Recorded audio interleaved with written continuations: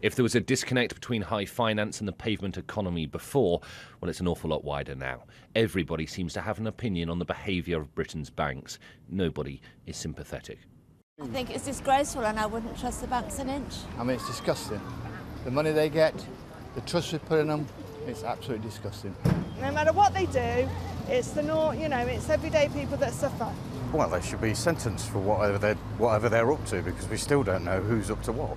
For once in a banking crisis, the language being used by the powerful and the public is equally as strong. The Governor of the Bank of England isn't holding back, but he needs to deliver on his judgments. Given recent events, is it now time for a Leveson-style inquiry into the banking system?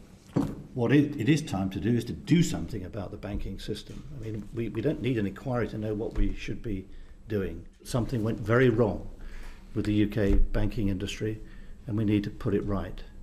That goes to both the question of culture in the banking industry and to the structure of the banking industry.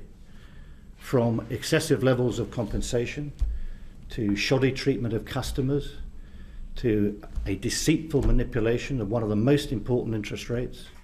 The pressure for an independent inquiry could prove too strong to ignore, though. It would certainly be a popular decision, and the government might be minded to take advantage of that. But for now, the Prime Minister and Governor are as one. The point I'd make is this. I mean, I think it is worth listening to the Governor of the Bank of England, who says, it's a cultural problem. There's action that needs to be taken. We know what needs to be done. Let's get on and take those actions. And I've enumerated, I think, a number of them in terms of accountability, regulation, taxation, transparency, behaviour, punishment for things that are done wrong. And every one of those, action is required.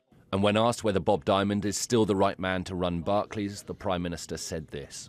Well, I can't say that. As I say, he's got questions to answer.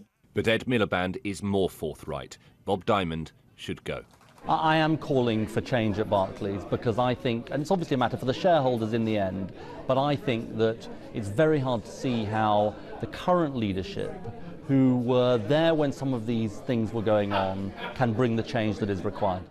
A resignation or two might satisfy short-term outrage, but in reality, it wouldn't solve what is clearly now an inherent cultural problem. The politicians and bankers say they can fix it. You can bet the public will hold them to that. Alistair Bunkle, Sky News, Central London.